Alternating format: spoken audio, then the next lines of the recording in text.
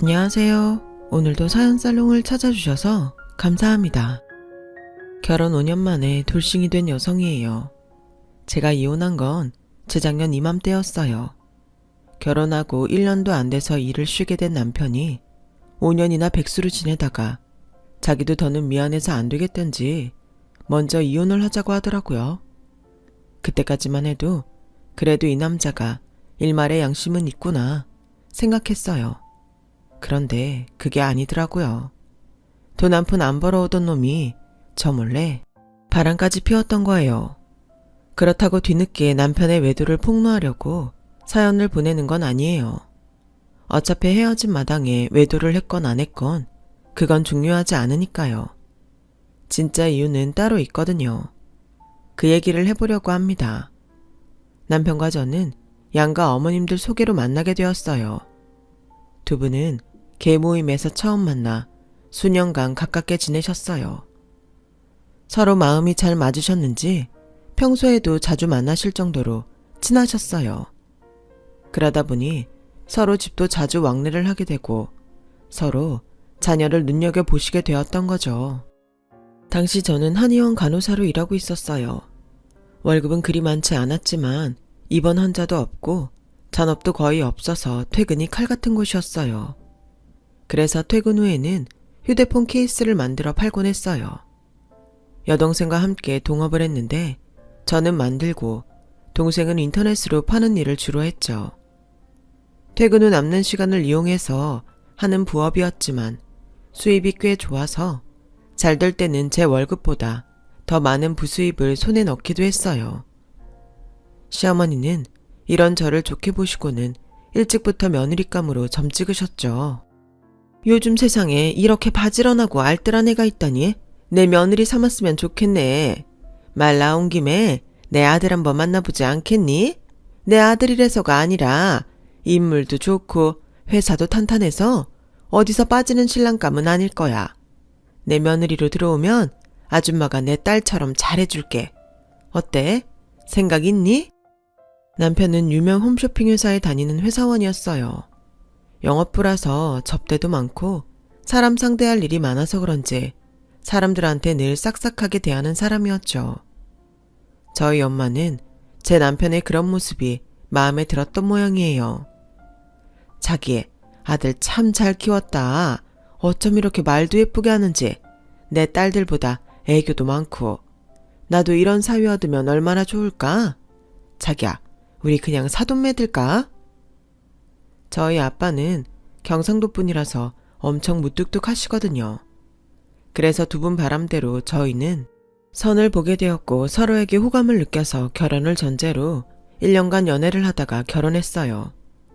처음엔 좋았어요. 양가 어머님 사이가 친해서 혼수랑 예단 문제도 무난히 넘어갔고 결혼 후에도 고부간의 갈등 없이 시부모님 사랑도 듬뿍 받았어요. 그런데 결혼하고 1년이 넘어가던 시점에 일이 터진 거예요.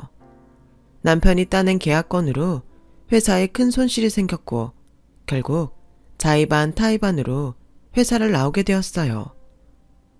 여보, 너무 자책하지 마. 자기가 알고 그런 것도 아니고 업체가 작정하고 속인 건데 안 당하고 배겨? 자기네 회사도 그렇다. 성과 올리겠다고 죽어라 일한 자기 회사 직원을 감싸주지는 못할 망정 어떻게 내쫓을 생각부터 하냐?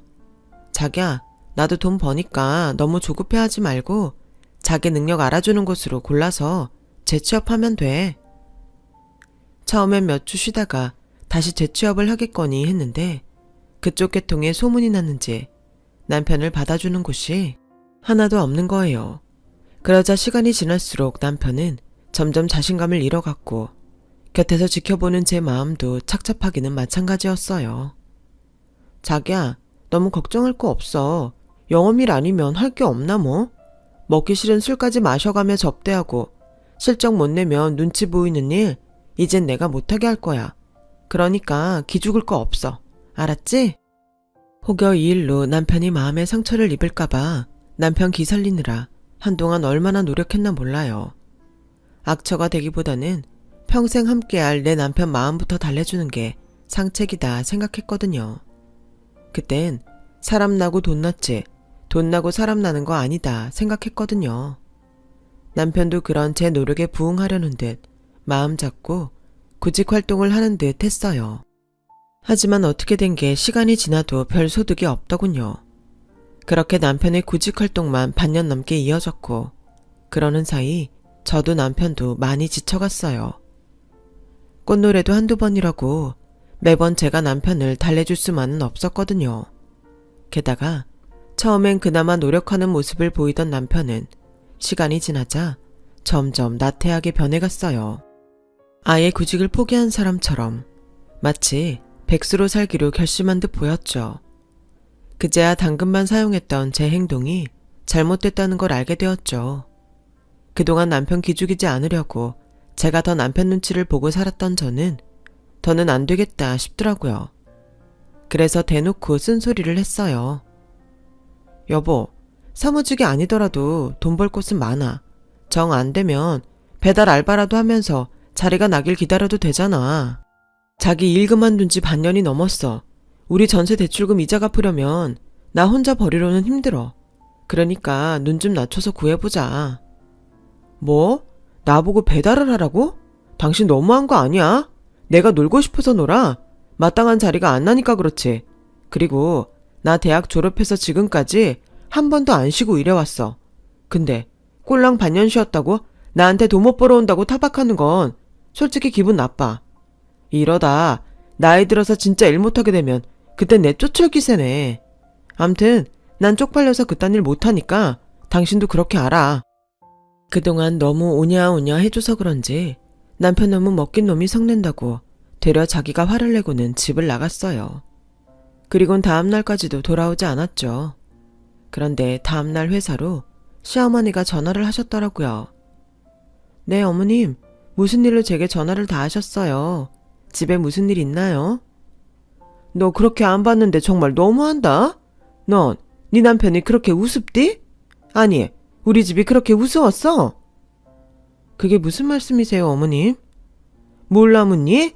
네가 내 아들한테 배달일 하라고 했다며? 내 아들 서울 4년대 대학 나온 애다. 그런 애한테 오토바이 타고 남의 집에 배달이나 다니라니 그게 말이 되니? 세상에, 나 이번에 너 다시 봤다. 부부가 뭐니? 힘들고 지칠 때 곁에서 서로 보다듬고 아껴줘야 하는 사이 아니니?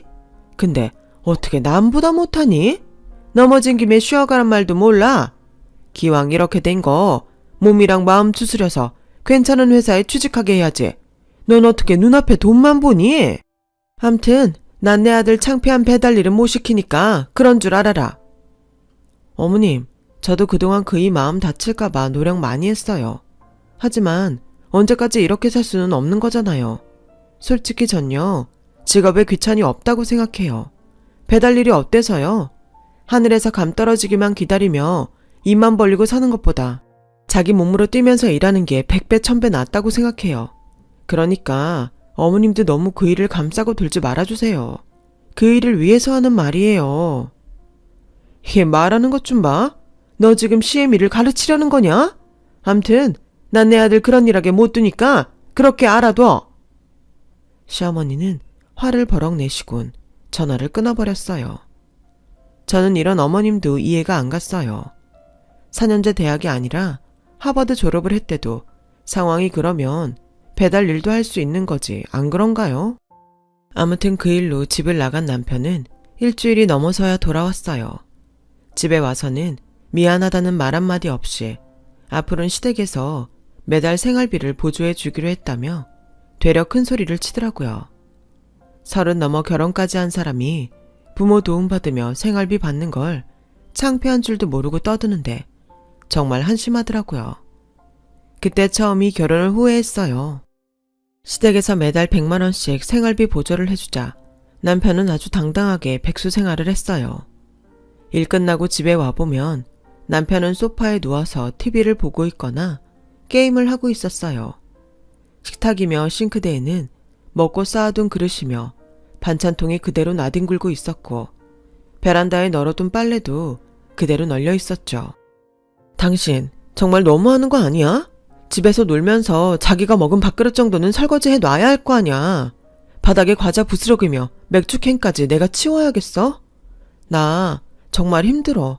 병원 일하랴 부업하랴 몸이 10개라도 모자랄 판에 어떻게 집에서 놀고 먹는 당신 뒤치다꺼리까지 해야 해?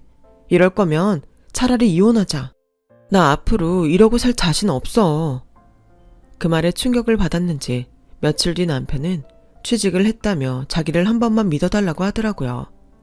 나 이제 정말 열심히 일할 거야. 그러니까 자기야, 이혼 얘기는 없었던 걸로 해줘. 내가 노력할게. 애초에 남편이 백수 생활을 하면서 생긴 불화였기에 남편이 재취업한 마당에 더는 얼굴 붉힐 일 없을 것 같았어요. 그래서 알겠다고 했죠. 예전처럼 남편과 아침에 출근을 하게 되자 기분이 새롭더라고요. 퇴근길에 밖에서 만나 데이트도 하고 떡볶이도 사 먹다 보니 연애하던 시절도 떠오르고 좋았어요. 그런데 고작 3달도 안 돼서 남편은 회사에서 나왔지 뭐예요. 이번에는 회사 사정이 안 좋아서 그렇게 됐다고 했어요. 여보, 난 정말 안 되는 놈인가 봐. 어떻게 들어간 지 3개월도 안 됐는데 회사가 망하냐?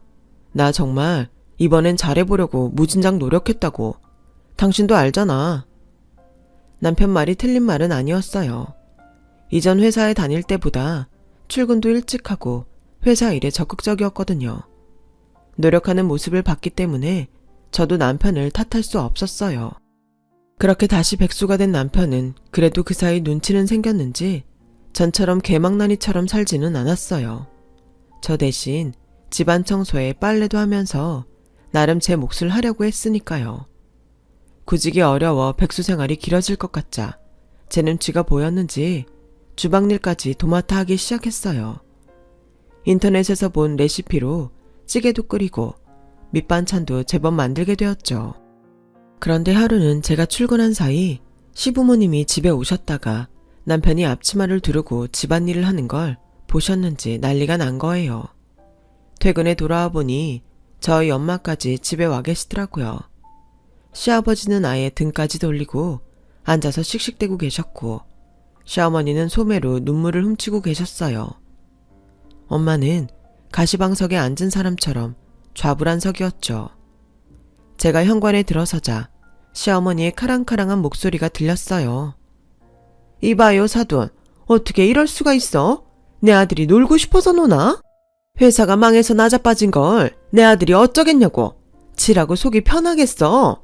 밤마다 잠도 못 자고 소갈이 하는 애를 기어이 앞치마까지 둘러서 집안일을 시켜야겠냐고. 사돈이라면 이런 꼴을 보고 속에서 천불이 안 나겠어? 나 자기 보고 이혼사 진행했던 건데 솔직히 지금 심정 같아선 당장이라도 이 결혼 무르고 싶어. 나도 내 아내 생각과 같습니다. 안 싸더니 보기에 이게 말이 된다고 생각합니까? 내 아들이 못나서 애비된 도리로 생활비를 매달 300씩 주는데 그런데도 내 아들놈한테 이런 대접을 한다면 우리도 앞으로는 생활비 대줄 생각 없습니다.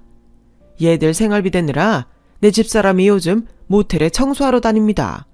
그렇게 벌어서 돈 대줬더니 세상에.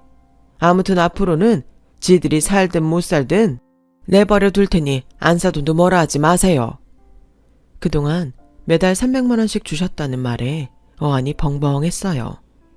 아버님, 죄송하지만 저희는 지금까지 시댁에서 100만 원씩 원조 받았어요. 그나마 그이 재취업하고는 한 푼도 받은 적이 없고요. 얘가 지금 무슨 소리를 하는 거냐? 그럼 네 시아버지가 주지도 않은 돈을 줬다고 거짓말한다는 거냐? 네가 그렇게 못 믿겠다면 보여주마. 내 은행 앱에 입출금 내역 찍혀 있으니까 한번 보라고. 매달 15일에 내 아들 통장으로 300씩 이렇게 보낸 거 보이지? 이런데도 이딴 소리 할 거냐? 시어머니 은행 앱에 찍힌 금액은 분명 300만 원이었어요. 여보, 이게 어떻게 된 거야? 그럼 지금까지 어머님한테 받은 돈은 어디에 있어? 혹시 자기가 썼어? 그제야 남편은 무릎을 꿇고는 이실직고를 했어요. 취업을 했다는 건 다 거짓말이었고 시댁에서 받은 돈으로 월급인 양 제게 건넸던 거였죠. 이전에 매달 들어온 돈 300만 원 중 200만 원은 그동안 집에서 놀면서 자기 용돈으로 썼다더군요. 시부모님은 물론 저희 엄마도 남편의 철없는 행동에 혀를 내둘렀어요. 결국 시부모님은 고개도 못 든 채로 돌아가셨고 끝까지 남아있던 엄마는 기어이 한마디 하셨어요. 살다 내 이런 일은 처음일세. 30 넘어서 나이 든 부모한테 생활비 받아 쓰는 것도 그렇고 그 돈으로 딴 주머니 찬 것도 그렇고 내 상식으론 도저히 이해가 안 가. 자네 언제까지 이러고 살 건가? 말 좀 해보게. 자네 앞으로도 이런 식이라면 나 내 딸 도로 데려갈라네.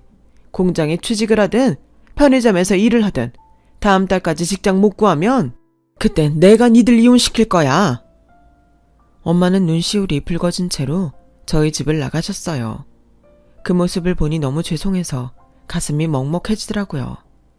남편은 제 눈치를 살피며 내일 당장 일자리를 구하겠다고 했지만 한 번 속지 2번 속나요? 당시로선 남편이 콩으로 매주를 쓴다고 해도 믿음이 안 갔어요. 그 일이 있고 얼마 뒤 남편은 다시 취직을 했어요. 하지만 얼마 안 가 일이 적성에 안 맞는다며 다시 회사를 뛰쳐나왔고 그러기를 여러 번 하는 동안 5년이란 시간이 흘렀죠. 5년 결혼 생활 동안 남편이 벌어온 건 제 1년치 월급도 안 될 거예요. 초반 2년 정도는 시댁에서 생활비를 보조해 주셨지만 시어머니가 다리를 다쳐서 일을 못하게 되시는 바람에 2년 뒤부터는 그 돈도 딱 끊겨버렸죠. 남편과는 사이가 점점 악화돼서 방도 각방을 썼고 한 집에 사는 동거인일 뿐 그 이상의 감정은 남아있지 않았죠. 그러던 어느 날이었어요. 결혼 5주년 기념일을 앞두고 남편이 외식을 하자고 하더군요. 솔직히 그러고 싶지 않았어요. 여보, 내가 꼭 할 말이 있어서 그래.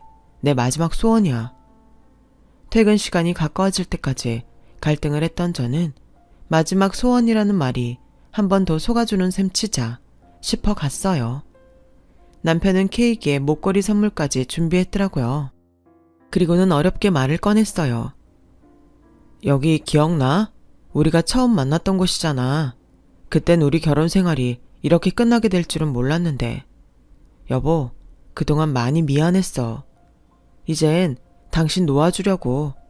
앞으로 나처럼 못난 놈 만나지 말고 돈 많고 멋진 남자 만나서 새 인생 시작하길 바랄게. 염치가 없어서 더는 당신 붙잡고 살기 힘들 것 같아. 우리 이혼하자. 매 순간 목구멍까지 차올랐던 그 말을 남편이 먼저 꺼낼 줄은 몰랐어요. 그동안 남편과 살면서 지긋지긋했던 날들이 이상하게도 별거 아닌 것처럼 느껴지더라고요. 그동안 벌레처럼 보였던 남편이 왠지 안 됐다는 생각도 들었고요. 하지만 이런 결혼 생활을 더 길게 끌고 가봤자 서로 좋은 꼴은 못 볼 거라는 생각이 들어 남편 뜻에 따르기로 했어요. 그렇게 5년 결혼 생활을 끝내고 남남으로 돌아섰어요. 위자료 없이 재산 분할을 하는 선에서 마무리 짓기로 하고 전셋집을 빼서 보증금을 나눠 가졌어요. 가구랑 전자제품은 팔 수 있는 건 중고로 팔고 남은 건 제가 친정집으로 가지고 들어갔어요. 주변에선 위자료를 받지 그랬냐고 했지만 돈 나올 구멍이 있어야 받죠. 그때는 이쯤에서 정리하는 것만으로도 다행이다 싶었어요.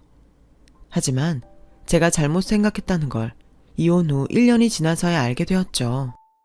하루는 웬 여자가 전화를 했더라고요.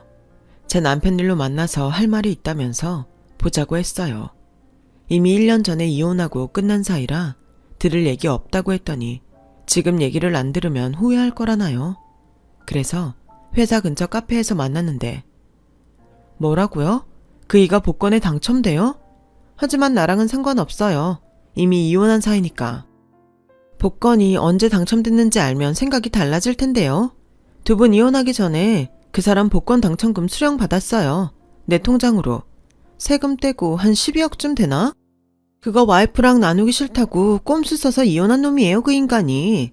그래놓고 나한테 단돈 1억도 안 주고 차일피일 미루다가 얼마 전에 이제가 20 넘은 애랑 재혼한다고 하더군요. 그쪽 남편이랑 간통까지 저지른 내가 오죽하면 당신을 찾아왔겠어요. 나요.